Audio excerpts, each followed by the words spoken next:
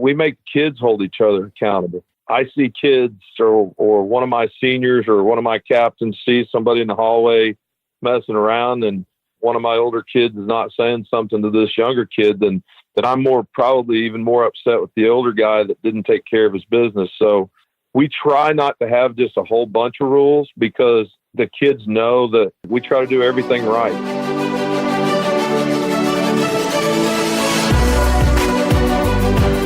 Hello and welcome to Ahead of the Curve. I am Jonathan Gelner, and thank you so much for being here. This episode is brought to you by Baseball Cloud. Baseball Cloud's revolutionary software platform brings to life the numbers captured by TrackMan and FlightScope. This provides colleges, players, and facility owners around the world a turnkey product, allowing them to analyze their data using key metrics and custom visualizations on one intuitive user interface. Go to baseballcloud.com to find out how you can have your own data analytics department for your program. Data has a story to tell, and Baseball Cloud gives it a voice. In this episode, I welcome Brad Gore, head baseball coach of the Enid Plainsmen. Gore was drafted by the Baltimore Orioles after his high school years at Tologa, but chose to go to Oklahoma State, and then was drafted again by the St. Louis Cardinals after 4 seasons at OSU. But instead, he chose to get into teaching and coaching after graduating in 1994. Coach Gore has been to the state championship 5 times in his career, winning it twice.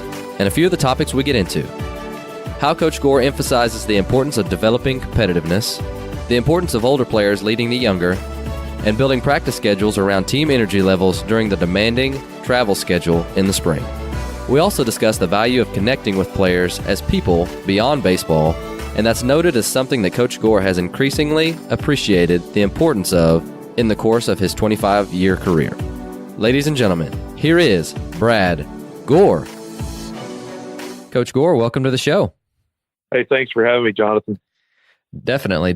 Well, I've been an admirer of you for a long time. So, long story short, my first year coaching baseball at Duncan High School, and flashback, this is probably 6 years ago, our head coach, Tim Hightower, who did a fantastic job, but he always had high praises of you. And he was like, if you want to become as good of a coach as you could possibly be, you need to watch what Coach Gore does, and you need to pick his brain as much as you can. And I said, okay, yes, sir. So I'm really excited to get you on the mic today. And I know we've had a bunch of conversations over the years, but I'm excited to share with the world how good of a coach you are.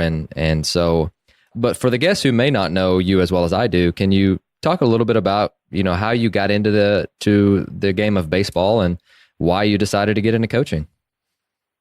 Sure. Again, thanks, Jonathan, for the kind words. I really appreciate that. It's, my coaching career kind of took off. I was raised in a baseball family. My dad was a high school baseball coach. My brother's been a high school baseball coach for 17 or 18 years. I played baseball at Oklahoma State. My brother played baseball at Oklahoma State. He made it to AAA. And so it's just one of those things that's kind of been in our family for a long time. And after my playing days were over, I just didn't want to get away from the game. And so I went into coaching, and I wouldn't change a thing. It's satisfying sometimes and not so satisfying sometimes, but the good way outweighs the bad. And, I just love the game. Definitely. And you mentioned that your brother played at Oklahoma State, you played at Oklahoma State, and now your son is committed to Oklahoma State. Is that right? Yes. He's a 2020 commit. So we feel very blessed that he's getting the opportunity to play for Coach Holliday and their staff. Really exciting time in our household. And as well as I do, it takes a lot of hard work and dedication to get to that point. And he hasn't made it there yet. He's still working really, really hard, but it's kind of nice to have the chance for him to kind of carry on our family name and in Oklahoma State baseball. And again, we just feel very fortunate and blessed that he gets that opportunity. For sure. Well, if you don't mind, just talk to us about, what you guys are doing this fall. And I know we're getting into winter and really preseason pretty soon, but if we came by and just on a random week at this fall, what would we see and what would a typical week look like for you guys? Well, as we just got turned loose to have kind of full practice December 1. Mm-hmm. But if we were back in the fall where we're limited to 1 hour, we kind of do 3 days of defensive work and 2 days of offensive 1 week. And then the next week we go 3 and 2 the other way. Mm-hmm. So, on Monday, we may be doing a set of defensive drills, breaking out our outfielders and infielders and catchers and actually even doing some flat ground work with our pitchers, not so much throwing in the fall as we do, at this point right now. But you're going to see a lot of drill work. You're going to see guys doing a lot of different things for, middle infielders working together, corner guys working together, and our outfielders doing drills, just basic drills that we do a lot. We kind of start every practice with that anyway, whether it's spring, summer, or whatever. We do the same stuff. So basically you're going to see 3 days of defensive and then 2 days of offense, and then vice versa the next week. Perfect. Well, I want to know, you took over at Enid several years ago, and so you're really starting to put your foot down on what it looks like to be an Enid Plainsman. But what are some things that you guys do? And again, say we showed up to practice one day. If we didn't know what your culture was based upon, or what your, I guess you could say, pillars would be, what would you hope that we would see, and what do you guys try and instill into your players? Well, you want to know, what we always talk about is our practices are like our games, and that, our speed of practice should be no different than the speed of game. So we're always constantly harping on, go faster, do things faster. So when we face the teams that are in the upper echelon of 6A, that we haven't practiced at the level that they're going to be on, and that we hopefully are on, that they have to catch up to us. That's kind of been our big thing, is we kind of hopefully hang our hat on the fact that, when you play us, you're going to have to grind it out. You're going to have to find a way to beat us, because hopefully we're not going to beat ourselves, because we've worked at such a high rate of speed and practice. And we really grind. I mean, I hate to say grind. It's not really a grind if you like it. But we practice extremely fast, and we move around, and there's really not much downtime. And that's kind of one of our things is that to beat us, you're going to have to outwork us, or you're just going to have to beat us. And that's kind of something that we pride ourselves in. We do a lot of different things for culture building. We're fortunate. About our stadium and how fortunate we are there. And we actually have a room. It's called the Dalma Room, that the guy put on the stadium, that has it's just like a kitchen in there. And we do a lot of team dinners after practice. We may just, may run them up there and everybody have a hamburger and a bag of chips and something to drink, just to, let the guys know that we care about them and that, they're important to us. And we host camps and do things that the kids don't get paid for, but they work, and just so that they can kind of give back to our younger Plainsmen that are coming up. So, we got a lot of different things that we do that helps build our culture. But if you ask, hopefully, if you ask our kids what Coach Gore, what is he the most, how would I say it? What he wants done the most, and that is to play hard. Understand. And I'm sure that you're trying to lead that by example as well. Yeah, you have to. I try to be the first guy at the yard and one of the last guys to leave. And, it's kind of an old school approach, but I think if you show the kids that, you're willing to be there and put in the time, that they'll follow you. You and I were talking earlier about, kids respecting you and wanting to do things for you as a coach. That kind of goes back to what you want to do for those kids also. And we try to give them everything that we can to show them that we really care about them, not only as a player, but as a person as well. Definitely. And I think that my career changed whenever I started believing that myself. And, as a young coach, I didn't want them to come off as me being their friend and just being there to hang out, I guess. And the older I got, the more I realized that, we may be a family, but they don't necessarily want to be my friend. They're probably too cool for me. And I think that my career really changed whenever I really started to try and get to know them off the field and as a person, and what what truly drives them. And I'm sure that you've seen that exact same thing. And as you mentioned, we were talking about that earlier. And I think that's fantastic. But we do have to have, standards for our programs. And I want to know what do you got? What are your standards? And, if you guys call them rules or you call them standards, but you're like, hey guys, I love you to death, but these are the things that we look for. And these are the things that we don't do. What would you say to those? Well, first and foremost, we tell our kids that you have to be a student first. You can't even play baseball if you're not passing your classes, So first thing for us is we're big and we hold kids accountable in the classroom, first of all. And we want them to be successful in that way, mostly. We try to do this, and it's worked pretty well. We make kids hold each other accountable. Mm-hmm. I see kids or one of my seniors or one of my captains see somebody in the hallway messing around, and I walk by and one of my older kids is not saying something to this younger kid, then I'm probably even more upset with the older guy that didn't take care of his business. So that's kind of our standards.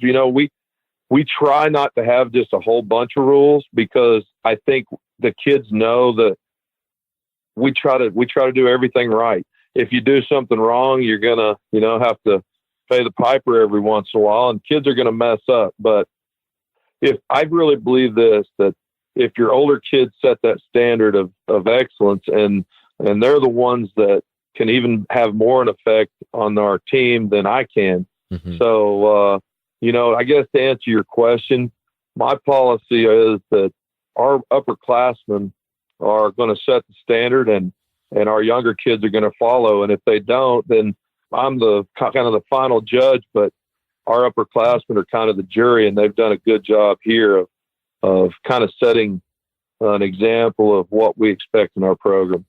I love that. You guys got a little kangaroo court going on. Yeah, it really is, without payment. But the payoff is that, you don't have Coach Gore harping on you all the time or something.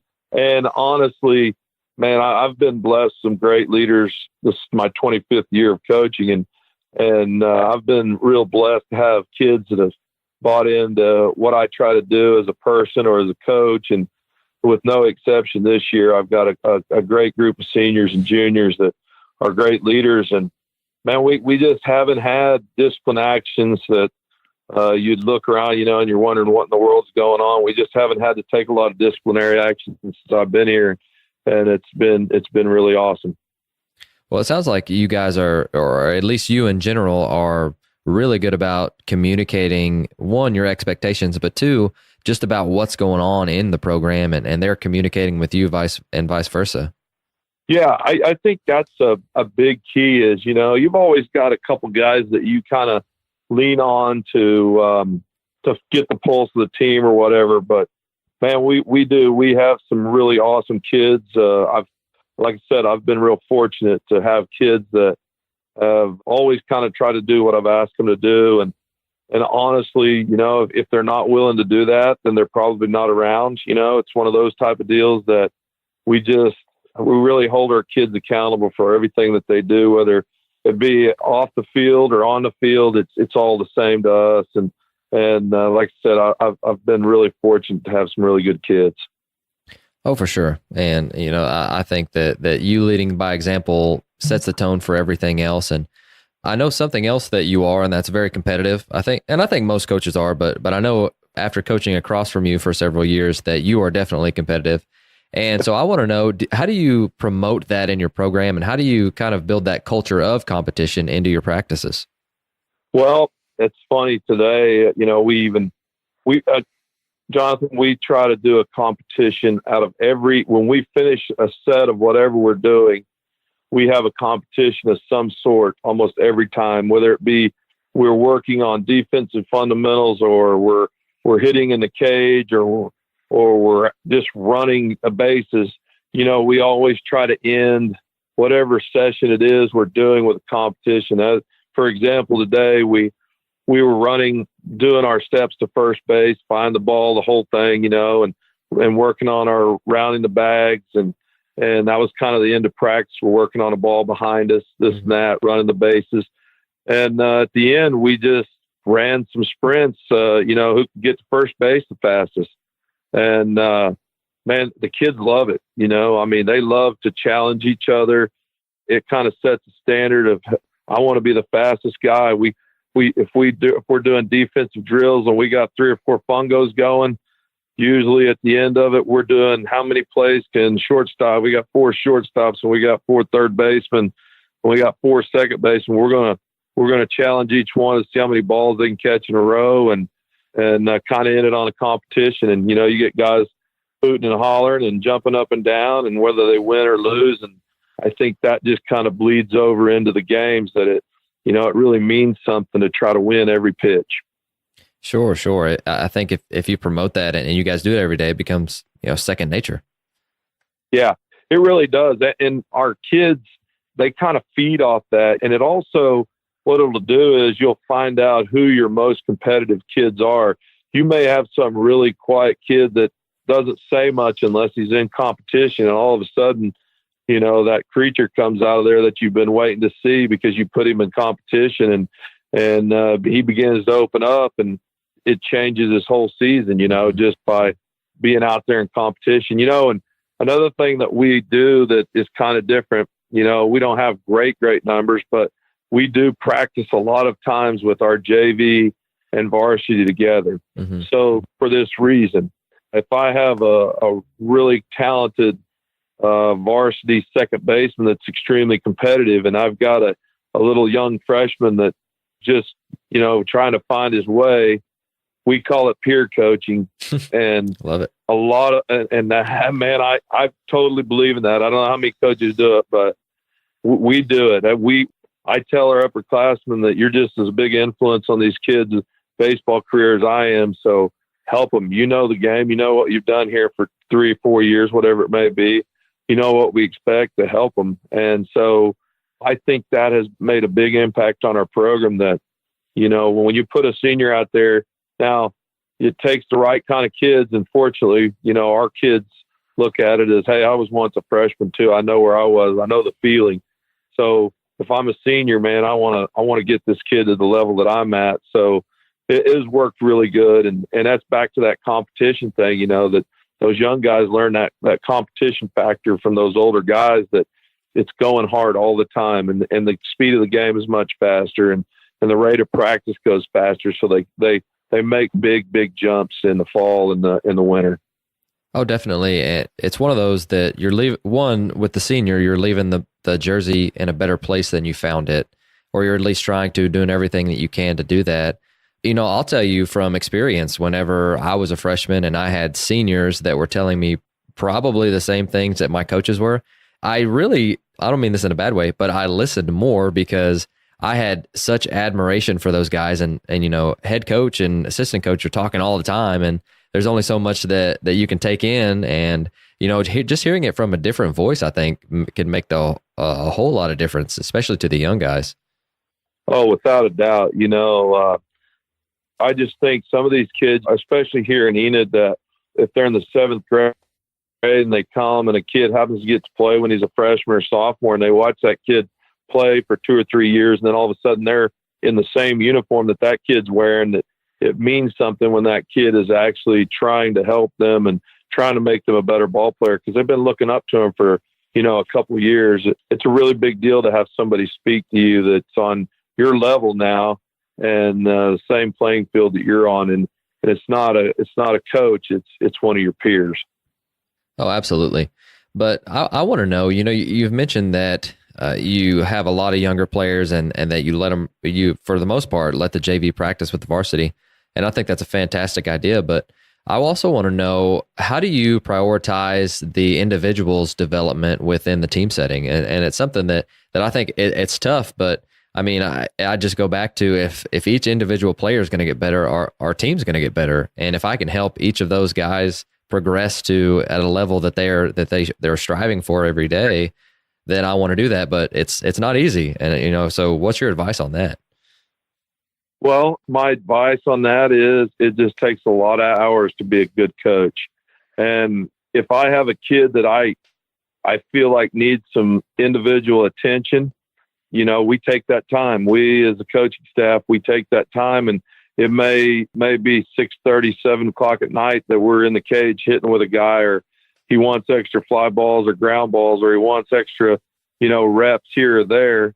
Then we're going to take that time, whatever it takes, to try to build our team and to build that culture of, hey, this is what we got to do. This is how we do it.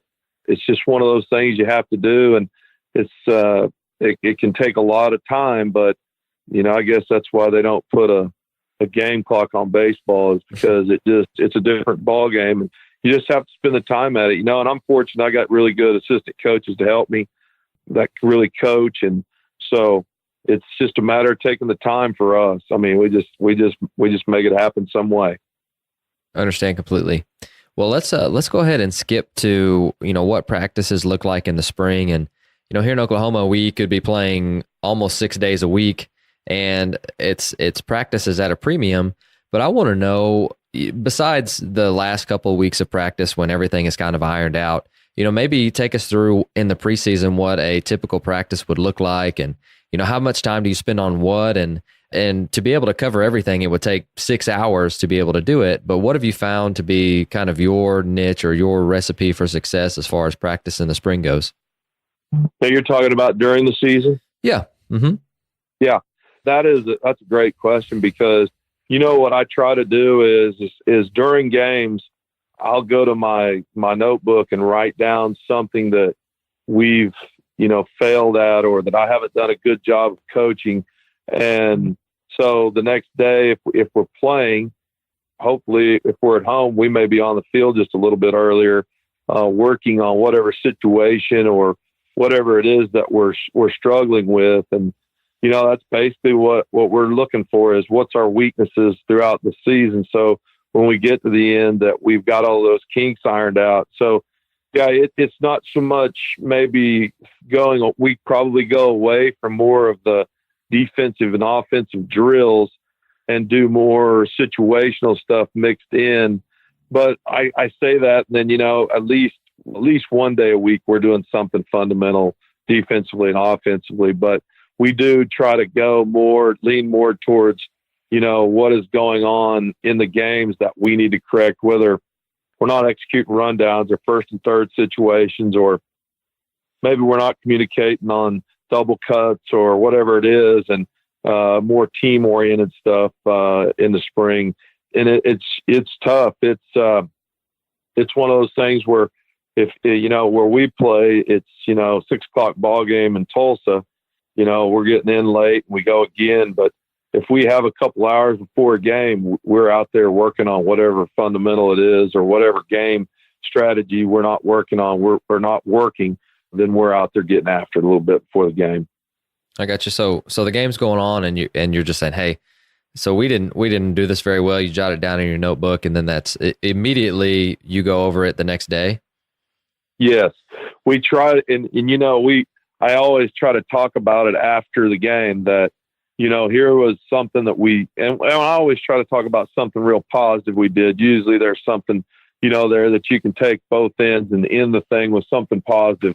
But, yeah, we're going to address it right after the game verbally. And then the next day we're going to try to put that situation together with whatever we have and make it as real as we can, and try to go through it as many times as we can to kind of get it fixed. So yeah, it's just throughout the game, I'm going to write stuff down, or I'm going to say, hey, on one of our charts, hey, write this down. We're not covering the outside part of the play. This guy's blowing us away through 2 times through our lineup at the same pitch. We got to figure out offensively what we're going to do to create, to correct that. So yeah, it's just the game, man. I mean, I feel like you got to take notes, and you got to work on your weaknesses as quickly as you can, so it doesn't mentally go away in their head.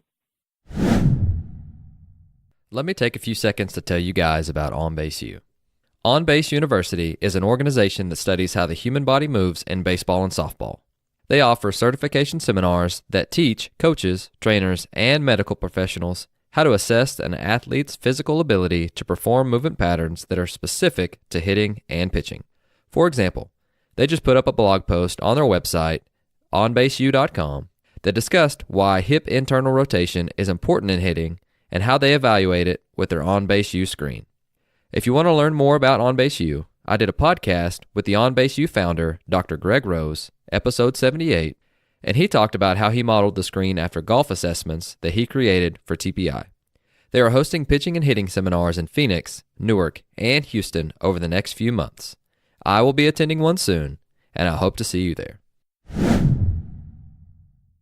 Yeah, I understand completely. And, something that I love to ask other coaches about, because I think that we could make up a lot of time in it, and that's BP, because there's so many different ways that you can do it. And there's so many successful coaches that do it in so many different ways. But, I just want to know, what's your BP setup look like? And if you don't mind, just take us through it.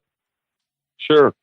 We try to use the two cage approach on the field, where we probably have a guy throwing live BP and then a machine going at the same time. So we're going to have two groups hitting at one time. We'll also have a kind of a base running group where trying to take advantage of a ball in the gap, going first or third, or we're looking for a ball on the ground behind us and advancing. And then we'll have our shaggers, obviously. And if everything is right, we'll also have a T station behind our turtle. Okay. Going. That's sometimes difficult because coach sometimes wants to talk a little bit too much during BP and slows everybody down. But if we're really snapping through it, it really works good. And, you can get a lot accomplished. Obviously, you got guys taking defensive reps. Also, we always put our outfielders in their outfield positions, and they're breaking on every ball. It's not just run over and toss it in. So we got a lot going on, hopefully a lot of learning even during BP for us. Okay, so I'm trying to imagine this. So you've got two turtles next to each other, one that's live and then one that's off a machine? Yes. Okay, and then behind it, you've got a tee that is hitting into the back screen net? Well, we have a little portable net that we put back there, like a sock net. Okay. Yep.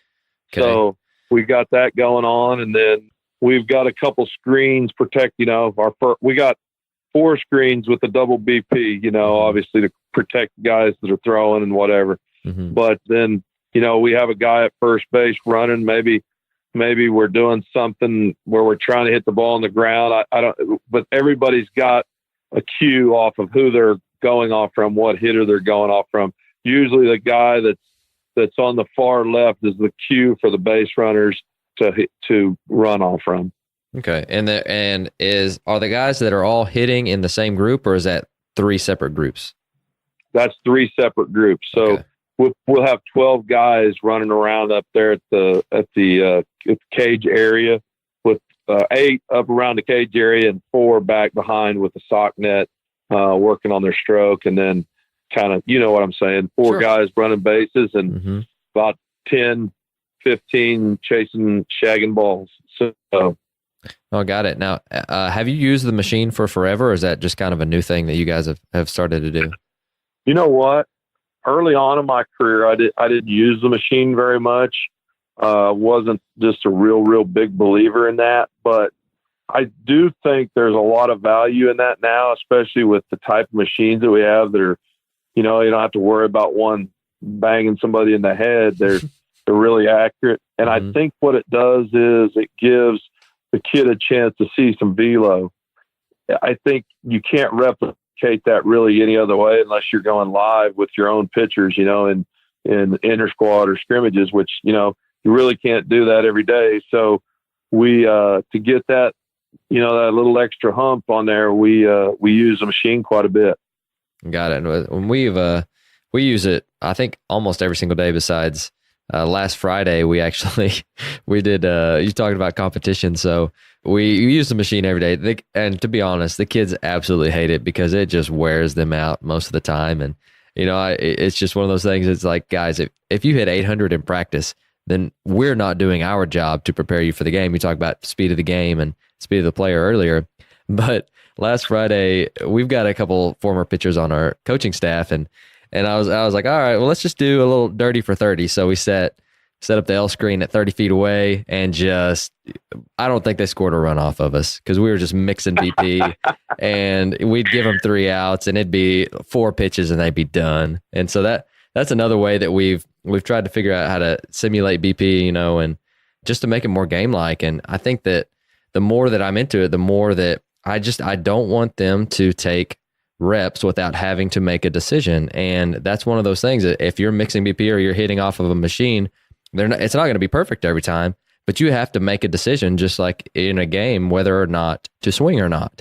And if it's just laid in there at 40 miles an hour, right down the middle with perfect BP every time, you don't have to. You're just kind of mindlessly swinging. But that was a lot of fun. So we do use machines every single day, or most days, and then also we do a little dirty 30 as well, and that's been a lot of fun. But you've got to get in there, and you've got to do that sometimes. I'm sure you do, but you're give them a little Oklahoma State special right there.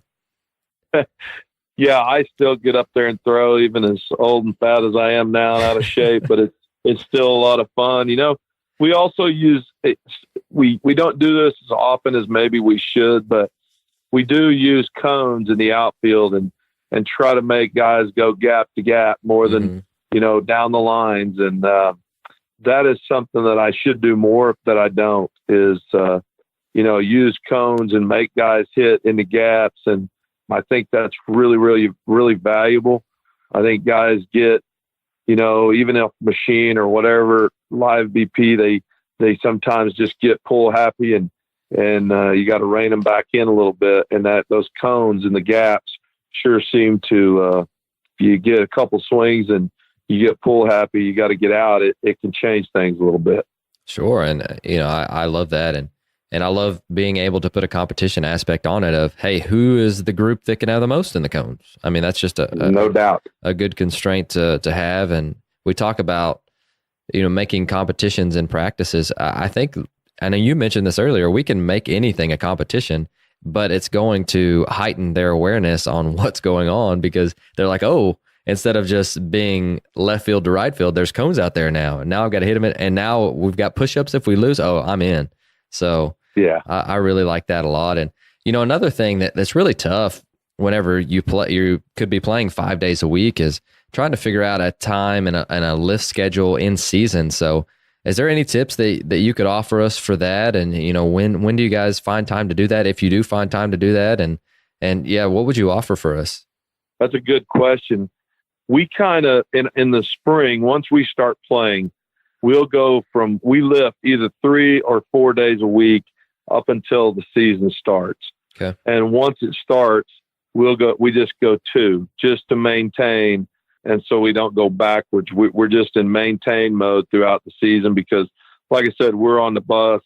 We're in kind of a different spot in Oklahoma. So every time we get on the bus, we're looking at 2 hours wherever we go. So it's really hard that's one of our tougher things is, like I said, we play a 7 o'clock game in Bixby, and we don't get home till 1 in the morning, and then, get the kids up at 6 o'clock in the morning for weights is probably not very smart. Mm-hmm. So we kind of mix that up. We go off the feeling of what our team needs, and we kind of look at our schedule for the week, and we determine, hey, Wednesday looks like a day where, we can have a light practice, and then we can get our weight training in, and then we play in a tournament at 1 o'clock on Friday. And when we come back, we can jump in the weight room when we get back. So to answer your question, I guess it just varies from time to time. That if we're going to play at home on a couple days, then we may have a 6:30 in the morning workout to get one of our days in. And it just varies with us on, we're going off the feeling of our players and how tired we are. And we got to get it in, but we just go with what we feel is best for our team on times. Yeah, and that's the toughest thing, and especially with the drive that you guys had, and I know that a couple years ago, this is for the listeners who don't know, this is my second stint at Union, and our strength coach would always recommend Monday mornings and Thursday mornings, and we haven't lifted in the mornings a ton this fall just because we want them to get an adequate amount of sleep when we can, but he always said Monday mornings because you never play on Sundays, and Thursday mornings because you never play on Wednesdays. And so that I always really like that. And that's, that's something that if you really can't find time after practice, it's, not speaking to you, Coach Gore, or maybe I am, but definitely for the listeners who are like, man, I can't find time. We've got to. And you mentioned that you guys lift 3 or 4 days a week, and you take 3 or 4 weeks off, and they've lost a lot of that. Yeah, without a doubt. You know what, Jonathan, I've never really thought about the Monday, Thursday thing like that, but that is an awesome idea. And you may have just gave me a new way of doing that. But if you're not doing it, you're behind. I can tell you that. If you're not putting in that time in the weight room and maintaining at least, it kind of hurts me just doing 2 days a week, because I know we've worked really hard to get to where we are. And then it kind of feels like we're letting off the pedal a little bit. But, the research kind of shows that, especially as young as our kids are, I mean, you say, well, they're high school kids, but they're still young kids. They got a lot of body development and growth. And you mentioned sleep, how important that is, and our diet. Our kids we've tried to really incorporate. We've had a lot of people come and talk to them about what they should eat. And, we tell them that it's probably more important what you put in your body. You can put junk in your body and lift as many weights as you want. You're not going to get any dividends, but if you put the right stuff in there and do the right amount of lifting, it's really going to pay off. So it's one of those things where we know we have to do it. So we're going to find a way to get it done. Definitely. And like you mentioned, if it's important to you, you've just got to find the time to do it. But you said earlier that you've been a coach for 25 years. And I love this question because it allows for a little bit of self-reflection, but also, it's one of those things that if I could go back, I would do this or I would do that. But what do you wish you had known before you became a head coach? And, what would you tell your first year self? Well, we've kind of hit on this a little bit, and you even said it earlier, I think, that when you were younger, you would have took more time to maybe build relationships. That's probably my, if I could go back and I was younger, when I was younger, it was just about baseball. I want to get better. I want to practice. I want to play games. And I was so young that I didn't take time to enjoy the small things, which were, as I get a little older, I start to look and think, man, I really enjoyed just having a few minutes, sit down with this kid and get to know him. And I think that would be my number one thing, is going back. I loved my players. I mean, there's not one group or one team that I'd say, man, I didn't enjoy that.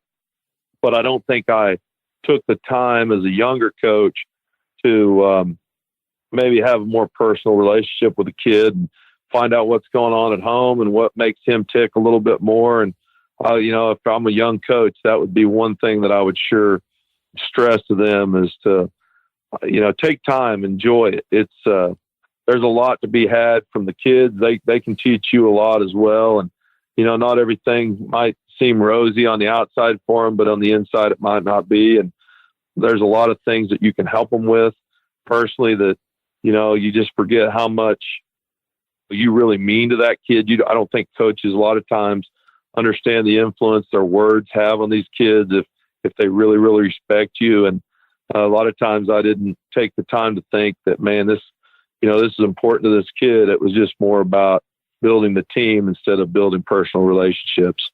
Yep. Guilty as charged. Another thing that I don't want to say that I wonder about a lot, but I'm really bad about trying to plan the future in the now. And obviously I would love to be a head coach someday. And I'm really, I don't want to, I just want to enjoy every minute that I have right now.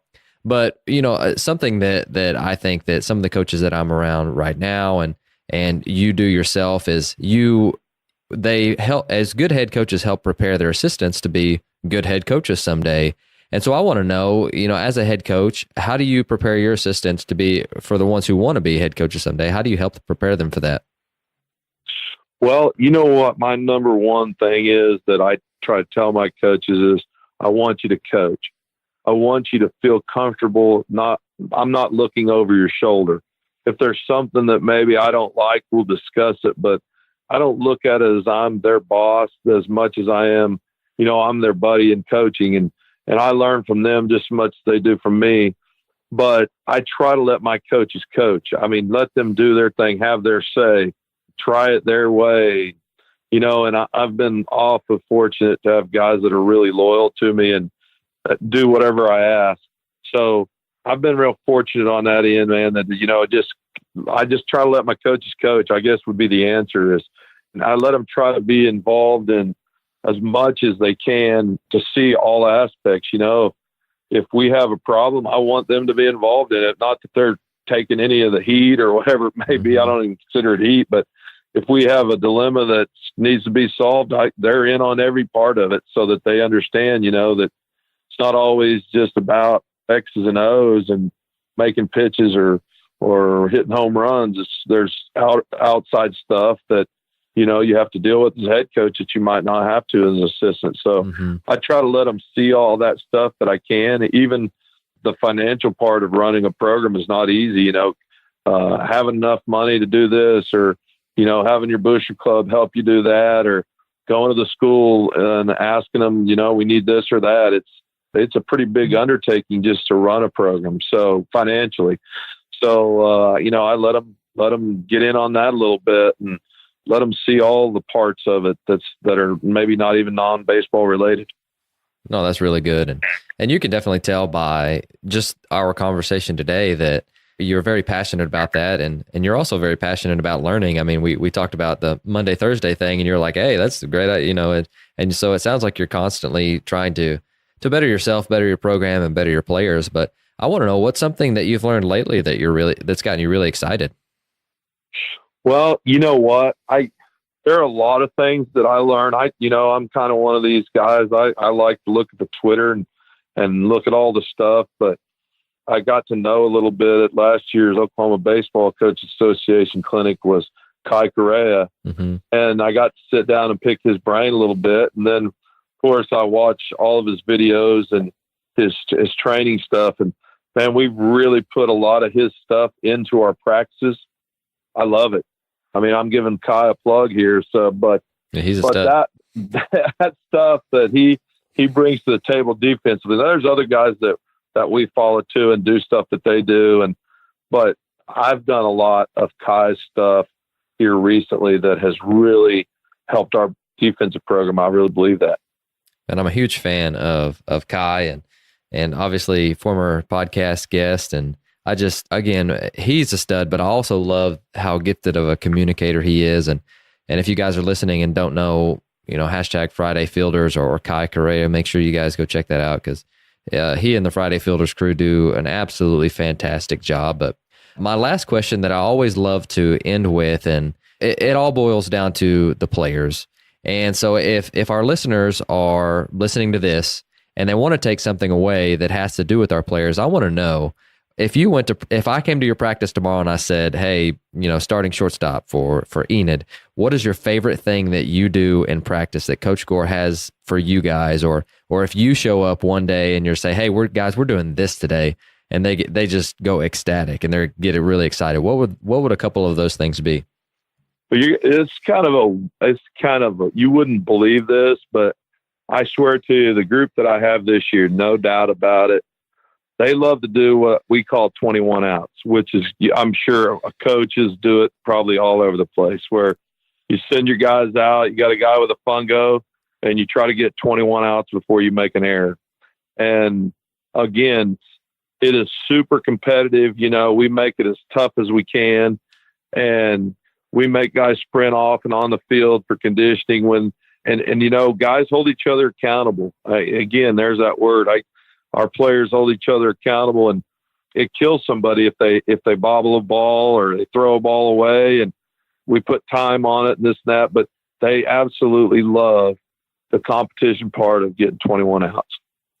And so say we have a couple of listeners who are like, Coach, what in the world is that? Can you mind explaining that?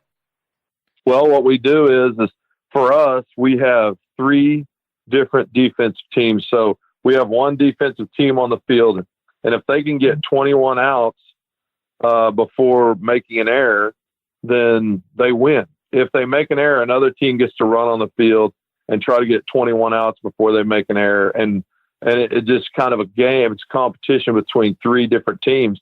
So it could be over on the first group and guys on the side, are over there trying to distract and do all this stuff. And it's really, it is kind of fun. It's fun to watch. You get to see kids, compete and also yell for each other and a lot of pats on the backs, and it gets super competitive. But once, if that team makes an error, they have to sprint off the field. The other team sprints on and it starts over again.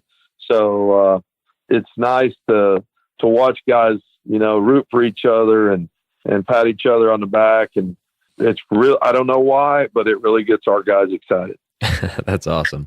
Well, Coach Gore, we do appreciate your time and thank you so much for being with us today. And if any of our guests have any questions about anything that you covered today, where would you send them to get in touch with you? Well, my email would be bdkcc18@gmail.com. Cool. Well, I'm just going to open it up for you and just, anything else that you'd like to tell our listeners before you go? You know what? I don't really, Jonathan, but I sure appreciate you having me on, and I appreciate what you're doing for baseball and in Oklahoma and everywhere else is my understanding. And, I just hope you continue to do good, and I really appreciate you having me on.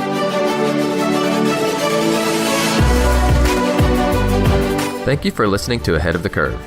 Before you go, I'd love to be able to get in touch with you, and we have several different ways of doing so.